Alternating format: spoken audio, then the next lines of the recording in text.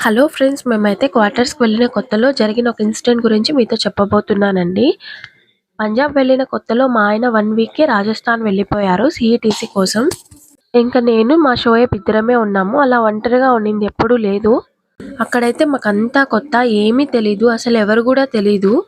ఇంక మా ఎదురు క్వార్టర్‌లో తమిళ్ వాళ్ళుండేవాళ్ళు. ఆవిడైతే అస్సలు బయటకొచ్చేదే కాదు. అస్సలు ఎవరితో మాట్లాడేది కూడా కాదు. ఇంకా నేనైతే ఒక్క రోజు కూడా నైట్ పడుకునేదాన్నే కాదు. మా ఆయనతో నైట్ మొత్తం ఫోన్‌లో మాట్లాడుకుంటూ ఉండేదాన్ని. ఇంకొక రోజైతే అలా పడుకున్నప్పుడు నైట్ 11 ఆ టైం అయిందనుకుంటాను. మంచం కదలడం స్టార్ట్ అయింది. నాకు ఆ టైంలో కళ్ళు తిరిగినట్టుగా, కడుపులో తిప్పేసినట్టుగా ఉండింది. ఇంక మంచం కదలడం ఆగిపోయింది. తర్వాత మళ్ళీ మంచం కదలడం స్టార్ట్ అయింది.